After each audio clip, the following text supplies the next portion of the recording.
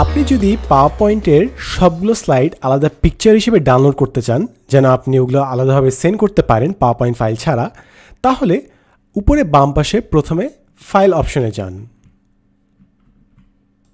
তারপর নিচে save as অপশনে সিলেক্ট করুন। তারপর কোথায় আপনি এটাকে ডাউনলোড করবেন সেজন্য ব্রাউজ করুন। এরপর আমি একটা ডেস্টিনেশনে চলে গেলাম।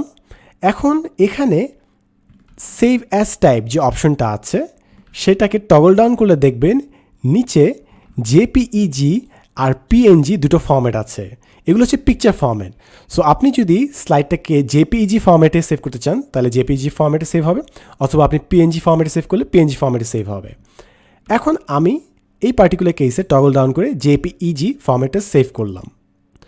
এখন আমার কাছে একটা পপ আপ আসবে, with slides do you want to export, অর্থাৎ আমি কি সবগুলো স্লাইডকে পিকচার বানাবো না খালি একটা পার্টিকুলার স্লাইডকে পিকচার বানাবো।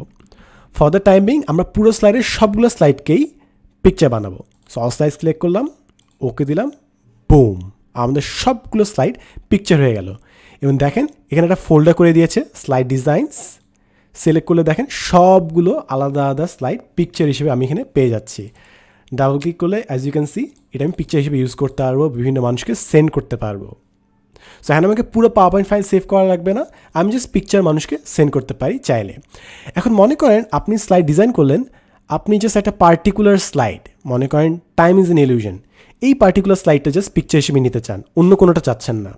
ইন দ্যাট কেস আপনি ফার্স্টে বাম পাশে সিলেক্ট করুন ওই পার্টিকুলার স্লাইডটা। সো আমি স্লাইডটা সিলেক্ট করলাম। এরপর সেম প্রসেস, উপরে বাম পাশে ফাইল, সেভ অ্যাজ, ব্রাউজ, তারপর সেভ অ্যাজ টাইপ, মনে করেন পিএনজি এবার দিচ্ছি, সেভ দিলাম। এবার অল স্লাইড সিলেক্ট না করে আমি জাস্ট দিস ওয়ান সিলেক্ট করব।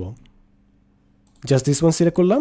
এতে হবে কি আমার জাস্ট এই সেকেন্ড স্লাইডটা পিকচার হিসেবে আমি পাবো, বাকি কোনো স্লাইড সেভ করবে না। সো এখন আমি যদি যাই আবার ফোল্ডারে, as you can see just একটা পার্টিকুলার স্লাইড আমি এখানে পিকচার হিসেবে পেয়ে গেলাম। সো এরপর থেকে আপনার যখনই কোনো স্লাইডকে পিকচার করা লাগবে আপনি জাস্ট ফাইলে যে সেভ এসে যে ব্রাউজ করবেন, তারপর জেপিইজি অথবা পিএনজি হিসেবে সেভ করলেই আপনার স্লাইডগুলো পিকচার হিসেবে পেয়ে যাবেন।